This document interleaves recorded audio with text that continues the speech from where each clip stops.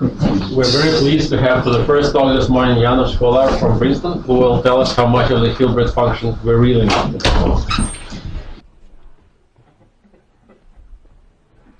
Okay, thank you very much. This talk is sponsored by Sanyo.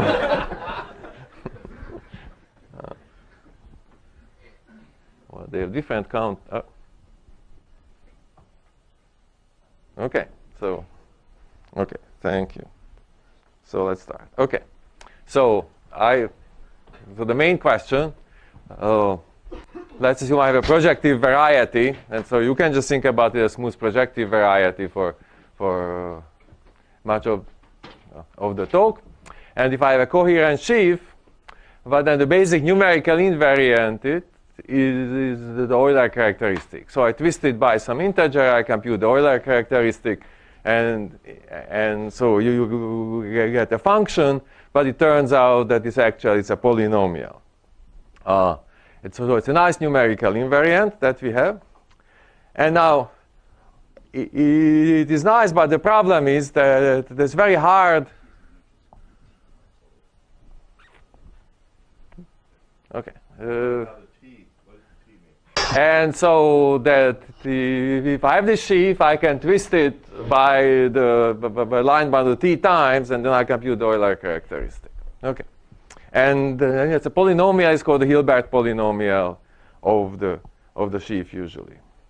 And now it's a nice answer, but it is frequently quite hard to compute this Hilbert polynomials. A lot of effort went into it computing in various cases, but usually if you encounter a sheaf, then you see right away a few of the coefficients, say the leading one and the constant term, but the immediate ones, they can be pretty hard to figure out. So the question is, well, do you really need those coefficients? And well, of course, sometimes you need them, so I'm not telling you that you can forget about it.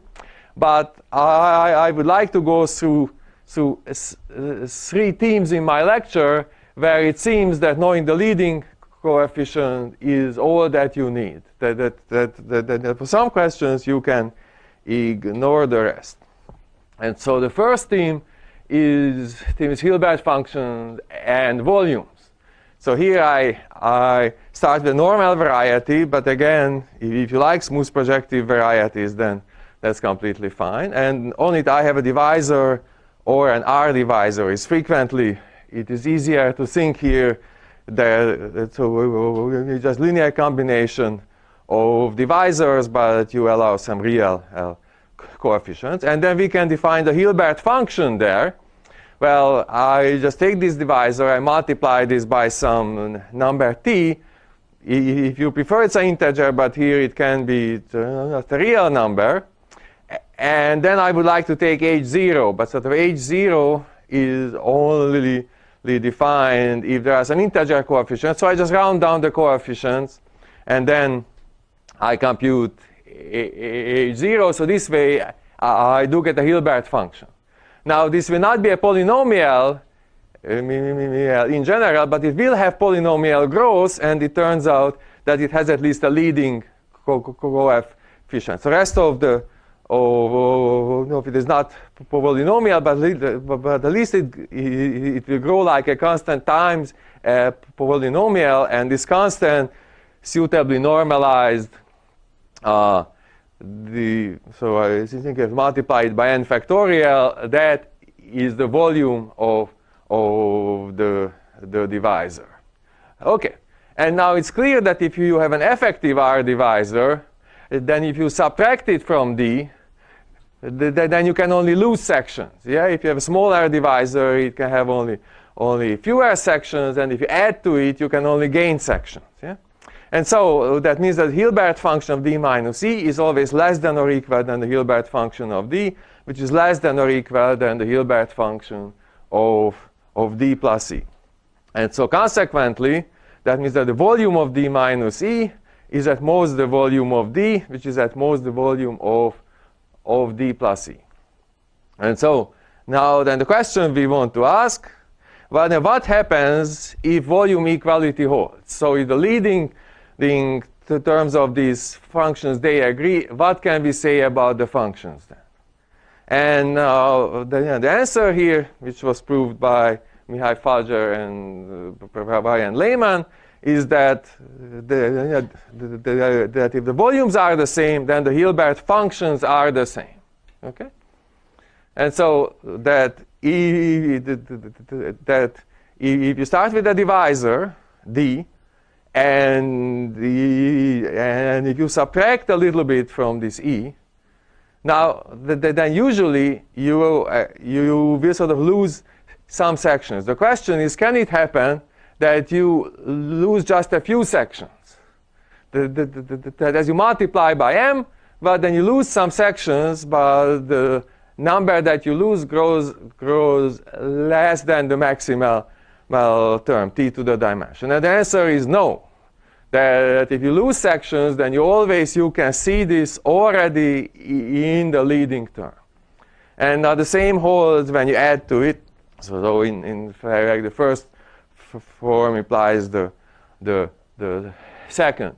Now, I would like to emphasize that this is a geometric statement about varieties, that it says something about the self-intersection of divisors. So for instance, it is very easy to see that this implies that if D is a big divisor, whose restriction to E is numerically 0, and the normal bundle of E is also trivial, then these two cannot happen simultaneously, because this would mean that you lose sort of a linear number of sections. Yeah? Each time you essentially lose one when you are subtracting E. But it says that this cannot happen on an algebraic variety. Okay, so there is a geometric statement, and behind it, I mean, the proof is not particularly geometric, but this is what's it. So for instance, if you ever wondered, if you look at Rob's book, he plays around a lot with the volume, not with the Hilbert function. Well, I'm sure he knew that there's no point playing around with the Hilbert function, because the volume is sort of all one needs. Okay? Yeah. Yeah. Oh, okay. And so this was theme 1. Now the other theme, when something similar happens, is simultaneous canonical models. And so here I start with some family of algebraic varieties. Well, let's assume that the fibers, they are irreducible and maybe are of general type. One can get by without general type and irreducibility, but so this is the main case. And now then, if I look at the fiber, then I can construct its canonical model. And so first, I start with the resolution of the fiber, and then I look at the canonical model of the resolution.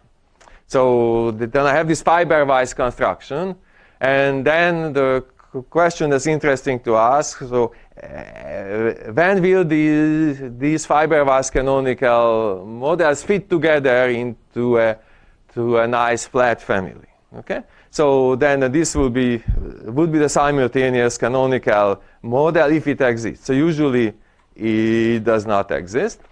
But there's an old theorem. I don't think it was ever stated anywhere, but sort of the old methods would say that in this setting, if you look at the M's plurigenus, and so you start with a fiber, you look at the resolution, and you look at M times the canonical class, you compute the global sections.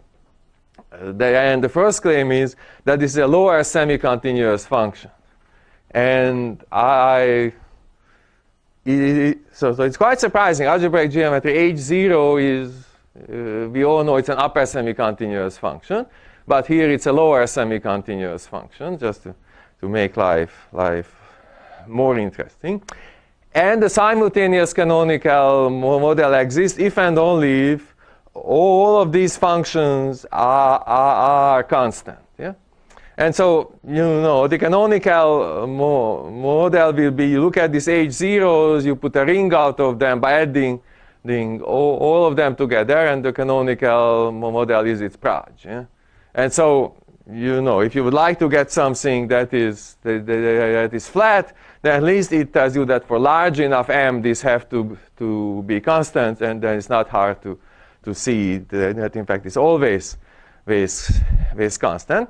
And you see that the converse also holds that if S is reduced, that if these numbers, they are right, then you have a simultaneous canonical model. And now again, it turns out that you don't need all of them, that you don't need all the plurigenera. You need only to know that the asymptotic growth of the plurigenera is constant across the family. That is, that the simultaneous canonical models exist if and only if the volumes of the canonical classes are constant, so the canonical class of the resolution, and you can also compute this as the self-intersection of the canonical class of the minimal model itself. That if these are constant, then the rest of this Hilbert function, again you get the Hilbert function here is not a polynomial. In dimension 2 is still a polynomial, but already in dimension 3 it's much more complicated. That if the leading terms are constant, then the rest again just lines up automatically. Okay? Now, then in the third examples, I would like to spend some more time on, this time with some proofs. It is families of Cartier divisors. Now, maybe it's not at all clear that you can say anything interesting about families of Cartier divisors. So let me just start with a very simple example, just lines on families of quadric surfaces. And so I start with this family of quadric surfaces. This is Q here, so I think of T as the parameter that will vary my quadric surfaces. When T equals 0, then I have a quadric cone, and when T is non-zero, then I have a smooth quadric surface. And then I write down two families of lines. So on the smooth quadrics, there are two families of lines. I take one line from one family, one line from the other family, and then I let them degenerate. On the quadric cone, I just get two lines. There's only one family on the cone. Okay, so this is what I start with. And then I compute the self-intersections on the general fiber and on the special fiber. So if I'm on the general fiber, then I have these two lines. They each have self-intersection 0. So that means the only intersection I get out of them when they meet each other. So then I get a 2 times AB on the right-hand side, the general fiber. Whereas on the special fiber, where the lines are all the same, so I have A plus B lines. But then each line has self-intersection section 1/2. Why is it? Because you take the line, you intersect it with a plane, well, that's 1, but a plane that passes through the vertex intersects the quadrics in 2 lines altogether. So it means lines have self-intersection 0. So that means the self-intersection is 1/2 A plus B squared. Now the first thing you notice that these two numbers are not always the same. Yeah?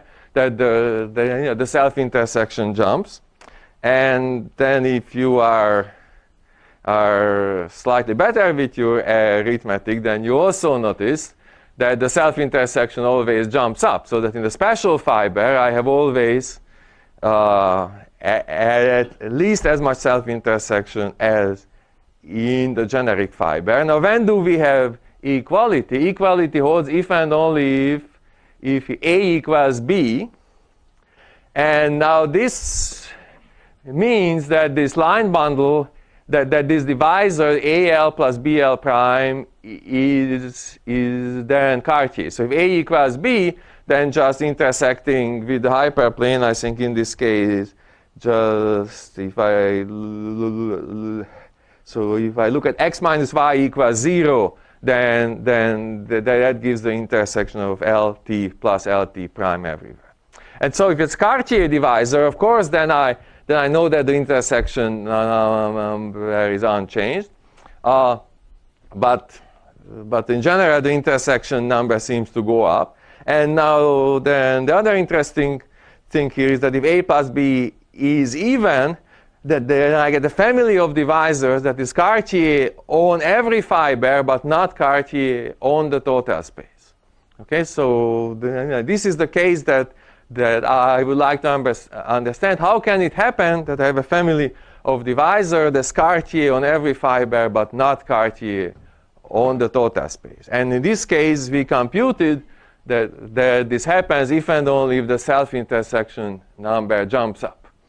So now, of course, in general, you might be something, you might have something more complicated. So let's see what happens in general. So let's assume that I have a flat projective family of relative dimension n. Let's assume for simplicity that the fibers are normal. So I don't, like you need less, we will see that. And then let's assume that I have a family of divisors there that is fiber-wise Cartier, and also assume that it's ample. So I think in this case, when A and B are both positive, then I get something that's ample. And now then I would like to understand when is it an actual Cartier family. And now you can imagine that you might need lots of intersection number, but it turns out to be that you need only the self-intersection number. That first of all, the self-intersection number here is upper semi-continuous, and this D will be Cartier if and only if this self-intersection number is constant. Okay? So, I'm sorry? Now I know the definition of a Cartier divisor. By the theorem. Okay, well that's excellent. Okay, so if it's defined by one equation. Just one equation. Yes. Okay. Okay. And so now then I would like. So I was here especially interested in the case when my divisor is in fact the canonical divisor, and so I'm interested in, for moduli purposes, I have flat projective families of relative dimension n, and the fibers, they are the canonical models of varieties or their generalizations. So you can ignore the semi and the log if you don't. Well, yeah, you can ignore the semi and the log, but sort of for general moduli purposes, you are interested in the semi-log canonical case. But your canonical class is ample. So these are exactly the objects you expect on the moduli of the canonical models of algebraic varieties of general type.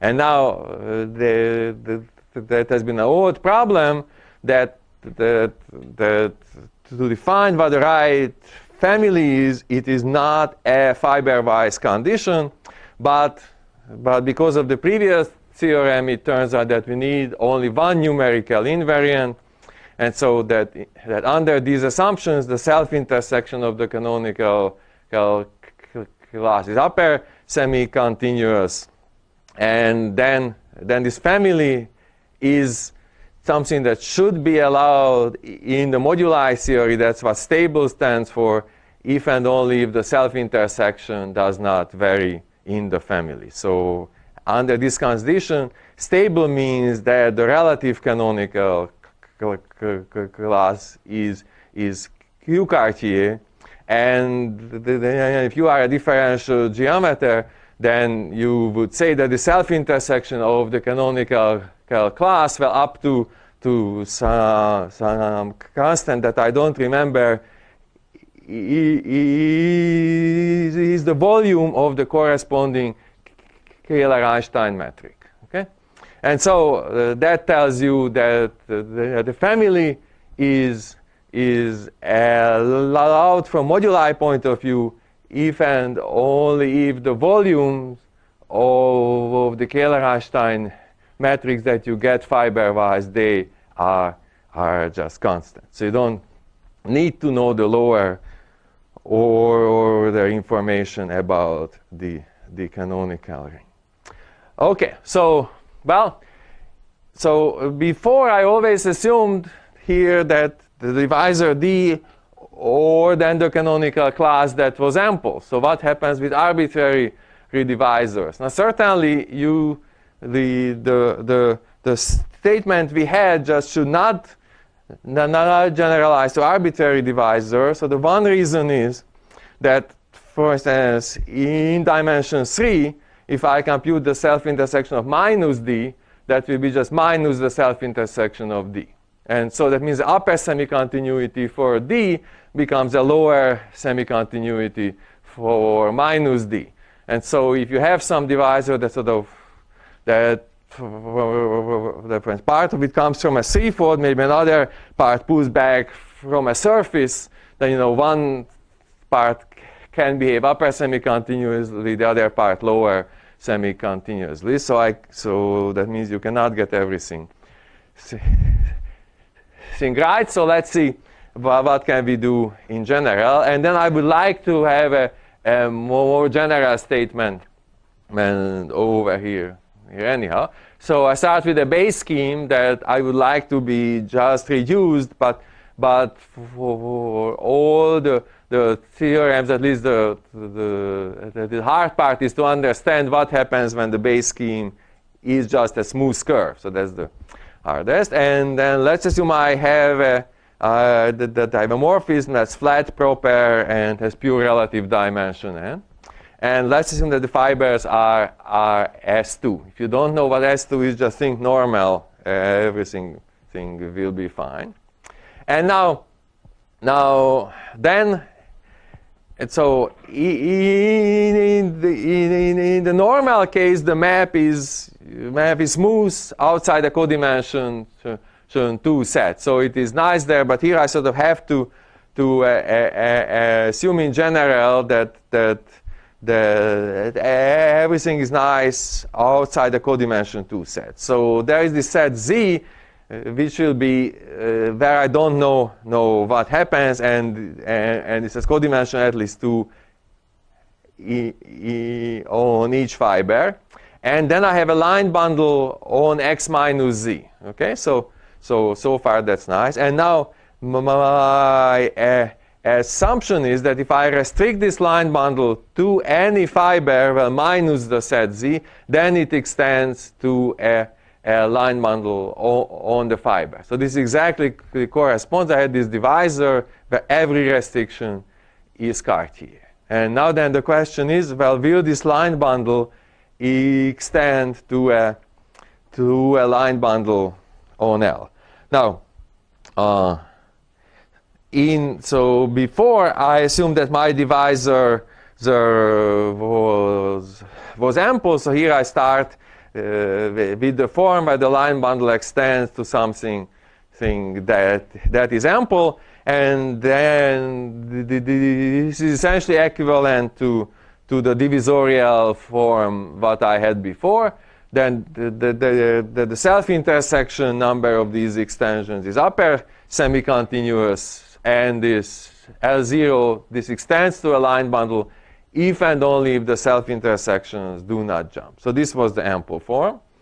And now then there will be a non-ample form, which I call the local form. So the assumptions are the same. The only difference is I do not assume that the extensions are ample. They are just line bundles. So I would like a general statement. And now here I sort of need something, so let's fix some relatively ample line bundle H on X over S. And now then the the claim is. So there are lots of intersection numbers that I could take, but I take only, I take H intersected n minus 2 times, and then I dot it with L square. So I claim that this is upper semi-continuous, and that this L0, this extends to a line bundle if and only if this particular number is in fact constant. For surfaces, you don't need H. And so for surfaces, I don't need H. Yes. It is just always an L square for surfaces. By starting higher dimensions, I need H. Now, as far as upper semi-continuity, I could have used sort of any n minus I times L to I upper semi-continuity. No, I'm sorry. I take this back. No. So in general, H to n minus 3 times L cube is not upper semi-continuous. There is this parity problem. If I go to minus L, then what's upper semi-continuity becomes lower. But for square, this is just okay. And so now let's just go back what the old theorem would have said. Well, sort of the old theorem would have said that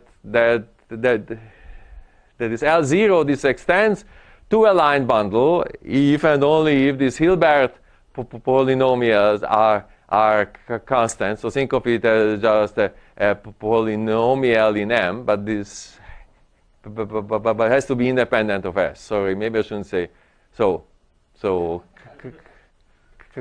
constant as a function of S. So not that the polynomial itself is constant, but constant as a function of S. And then if you write down sort of how Hirzebruch-Riemann-Roch compute this would tell you that all of these need to be constant. So any power of power of L times any power of H times the corresponding Todd genus, this has to be constant. That's what the old theorem would have been. Okay?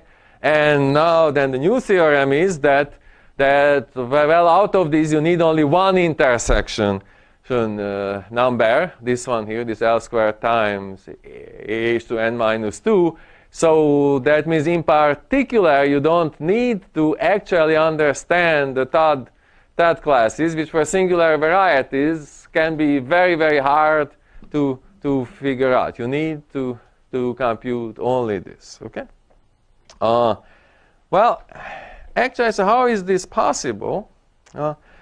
Well, so let's think about it. Let's start with the easy part, which is just the upper semi-continuity. Let's look at the case when the base is just a smooth curve. Yeah. Then basically, so then I have say the family of normal varieties, say for simplicity, over a smooth curve, and I have this line bundle outside the codimension 2 set. So then I can just push it forward, and then I get a reflexive sheaf. Okay, that is flat over the base because pretty much anything is flat over a smooth curve. Now I have no problem in the generic fiber. This L star is just a line bundle over the generic fiber because I assume that on the generic fiber it extends to a line bundle. So it's some special fibers I have problems with. Let's assume that the fiber over the point 0 is one of these that I may have some problem with. And then the key to understand, so then there is this reflexive sheaf that I can restrict to the special fiber. And so and I get this sheaf. And now then the other thing is I have this line bundle L sub 0, which is supposed to be the line bundle extension that lives on the special fiber. And there's a natural map, the restriction map. And essentially I want to prove that it is isomorphism. Yeah? That if this L star restricts to something that is locally free, then L star itself is locally free. Okay? And so now then, just to prove upper semi-continuity, I mean the usual thing works. So first I just compute the H0, and then since there is a map from this from this L star restricted to x0 to L0, I can only lose sections here.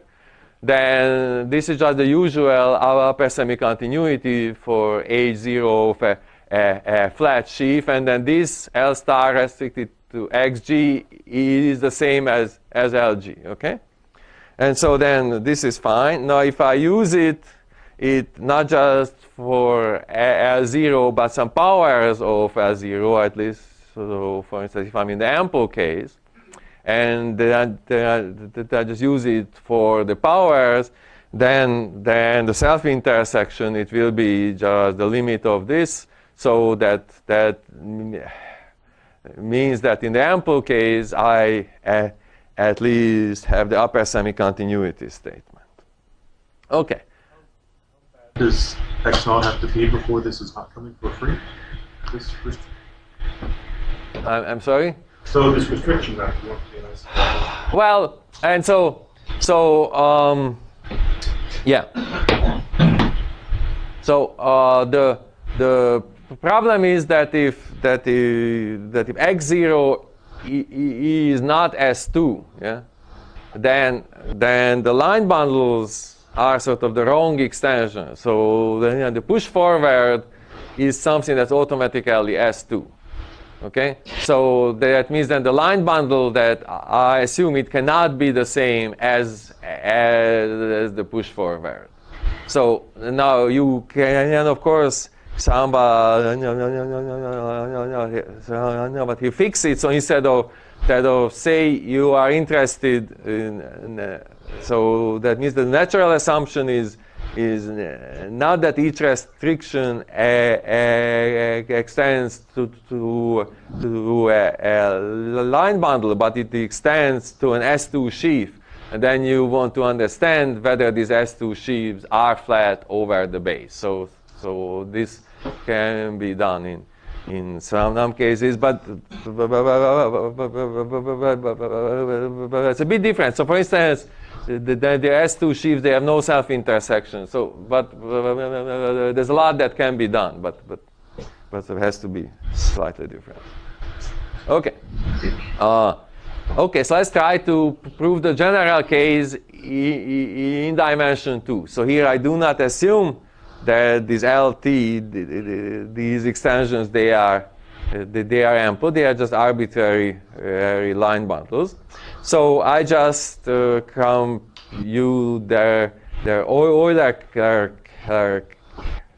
characteristic, and I want to compute what happens in the special fiber and in the generic fiber. Okay. Now the claim is that there is this inequality that what I get in the special fiber is always larger or equal than what I get in the generic fiber. And so where is this why is this the case? Well, if you go back one slide, you see there was this map, this R sub 0. So I have this restriction, and you see if I compute the Euler characteristic here, then the Euler characteristic of this on the special fiber is the same as on the generic fiber. So then the question is how to compute the Euler characteristic of this with the Euler characteristic of L0.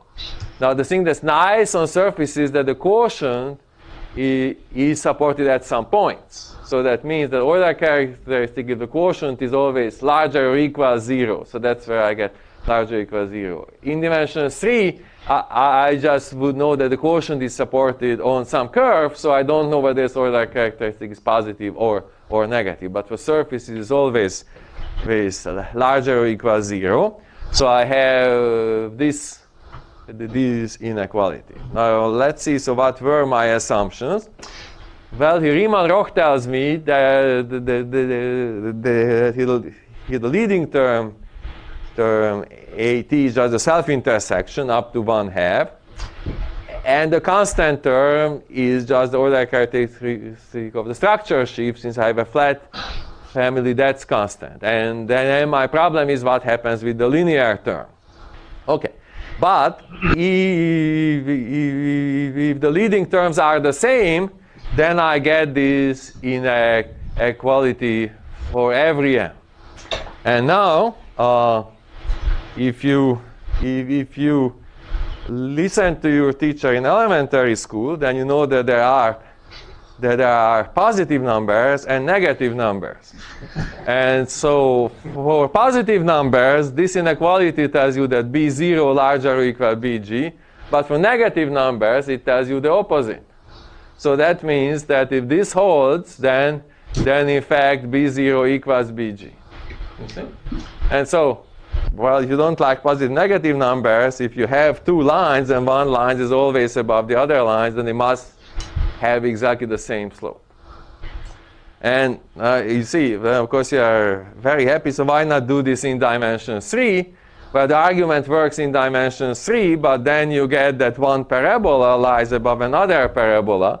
But this doesn't mean that they have the same leading terms. Okay, so that means that this is really just a two-dimensional argument. Yeah. Interestingly, if you went up to 4 dimension, then it would tell you that if the 4-dimensional terms are the same, that implies that the 3-dimensional terms are the same, but then you are still stuck in the 2-dimensional case. So you could come down 2, but not. But sort of then you hit some wall. So that at least you have to do something that's more sophisticated. But sort of let's look at a second look at this second form. So I have my usual assumptions, and then the claim is that this is upper semi-continuous, and this L0 extends to a line bundle if and only if this is constant. Now you see the way you can take the self-intersection number, you can think that you just take some n minus 2 general members of this linear system and you restrict everything to this general surface. Yeah? And so then the theorem says that if you have an n-dimensional situation, then you just have to restrict it to some general surface section. And then, well, so upper semi-continuity then of course comes out of the 2-dimensional case. Then we are done. But somehow the claim is that the singularities that appear in codimension 2 do not matter, because after you pass to this general surface section, the surface section just avoid the singularities that appear in codimension 3. So then the claim is that somehow whatever happens in codimension 3, this should not matter here.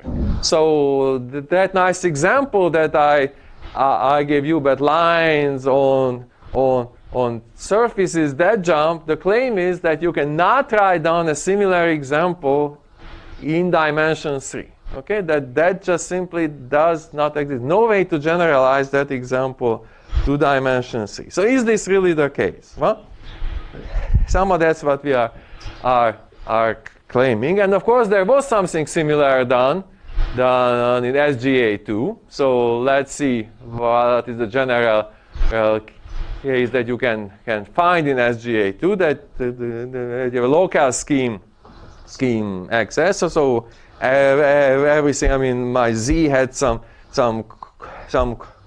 codimension 2, and you know, maybe now I'm interested in what happens in codimension 3, but you always localize at some generic point of Z or something like that. So we can always assume that the unknown stuff happens only at a single point. And then there's a Cartier divisor D. So this is not my Cartier divisor. This D should be the special fiber. So in my case, I have this family X and this D, that will be my special fiber. And then, well, and then I have then this X minus this point, and I have a line bundle on U. So that means I have a line bundle outside a point. And now my assumption is that if I take this line bundle and I restrict it to this D minus X, I get something that is trivial. And now then my question is, well, is this trivial. Okay, so you see that if this L sub D, this is trivial, then of course it extends to a line bundle on D, but the trivial bundle just extends as a trivial bundle, and then the question is, will it extend everywhere as just a trivial bundle? Since it's a local question, extending as a line bundle means that it's locally trivial. So this is really what I'm interested in. And now then in SGA2, you find the claim that if the depth of OD at the point X is at least 3, then this extension is okay. Now, and so this is a nice theorem. Now, actually, so so these local versions of Lefschetz theorem, they're supposed to be just generalizations of Lefschetz theorems on hyperplane sections of smooth projective variety. You can apply it to the cone. But this theorem, out of this, you cannot derive the Lefschetz theorem on the Picard, because if you start with a smooth projective variety and you look at the cone over it, then this depth condition usually fails. Yeah? And so that means that this is the theorem in SGA2 which does not imply the corresponding Lefschetz theorem. So there was this definite gap here, and so maybe we try to fix this. It sort of took me some time to believe that there was actually something that SGA2 missed.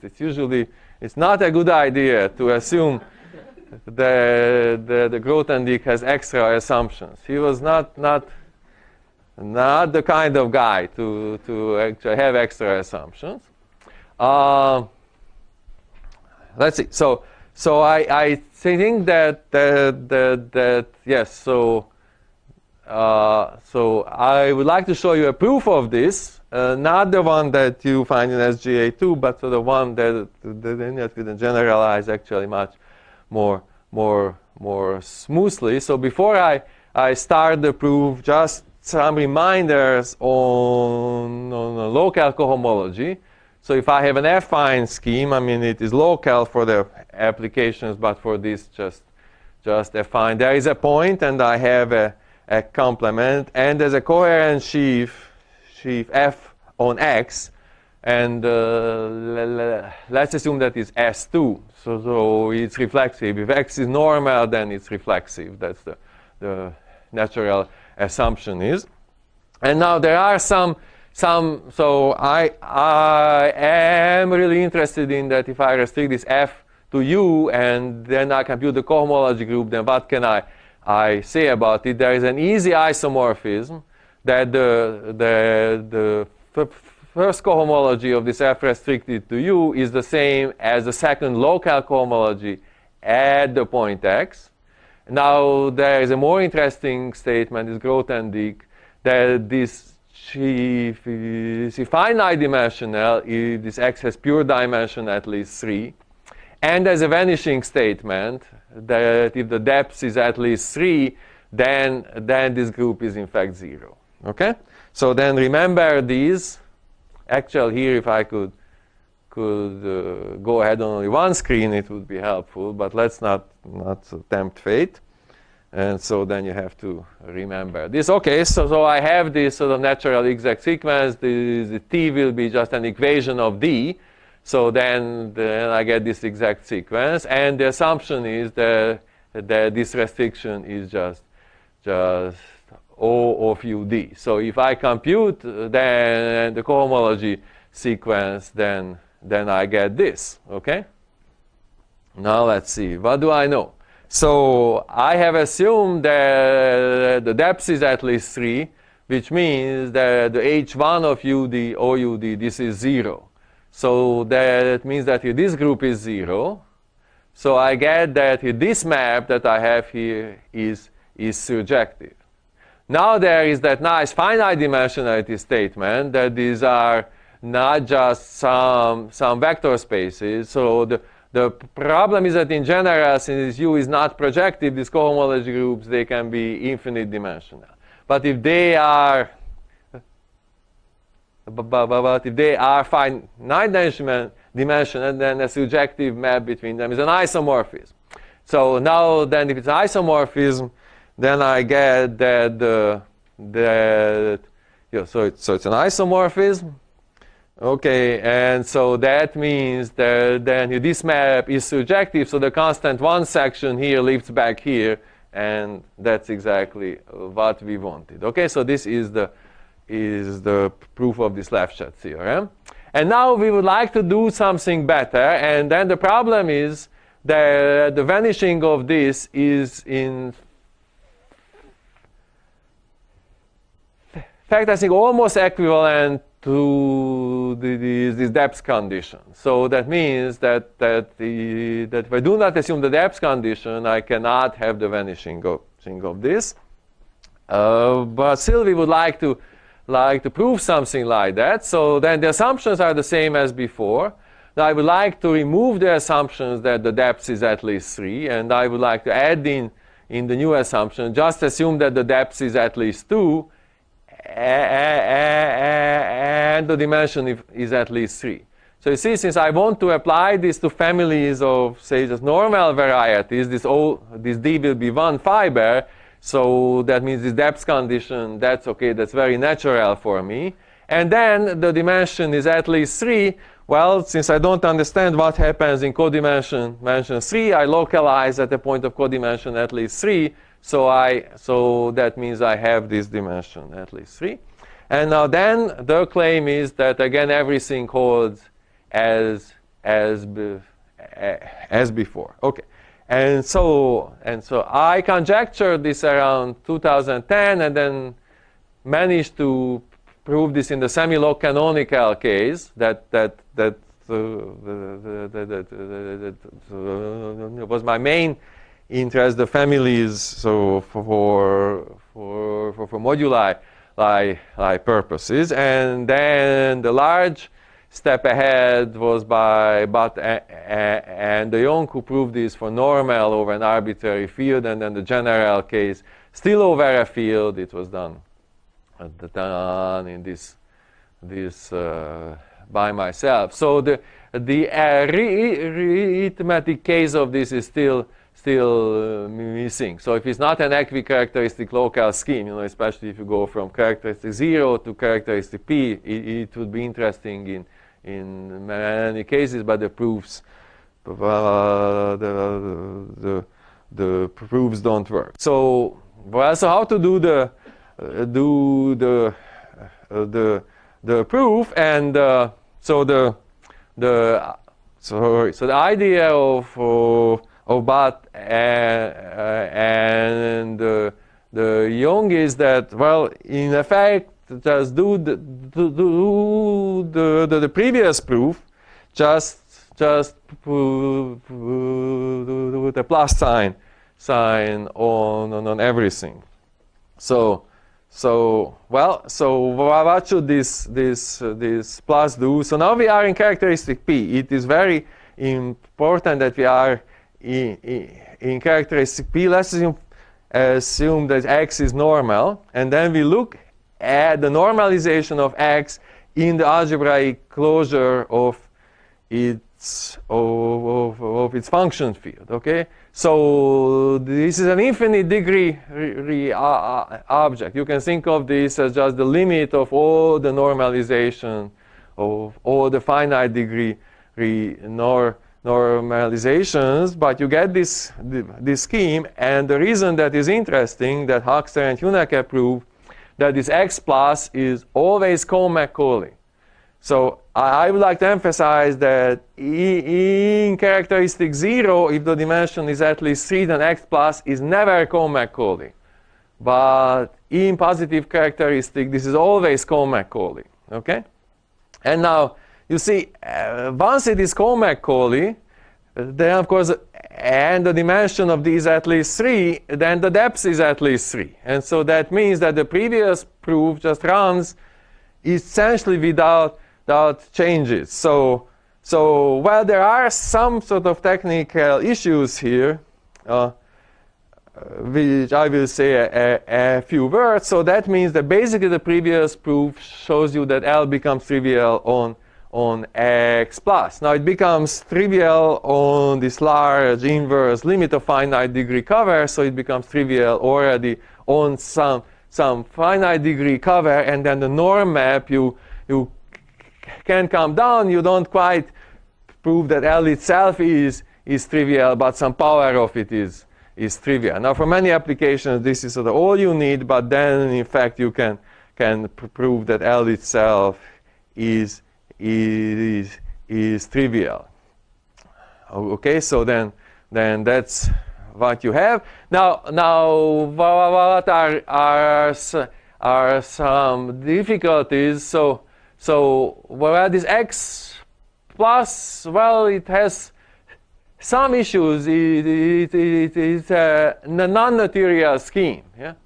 So that means that just working on X plus, you have to know what you are doing, and if you are de Jong, then you know what to do on something like X plus. If you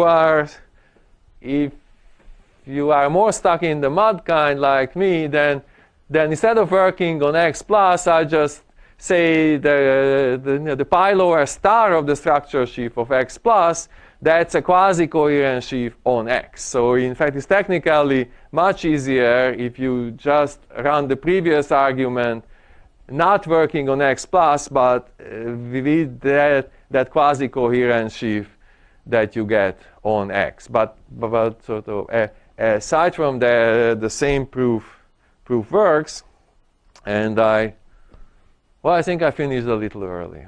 Okay, thank you.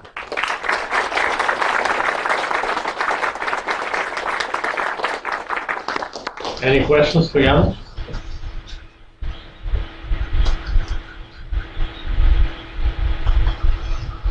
Well, thank you, János, again.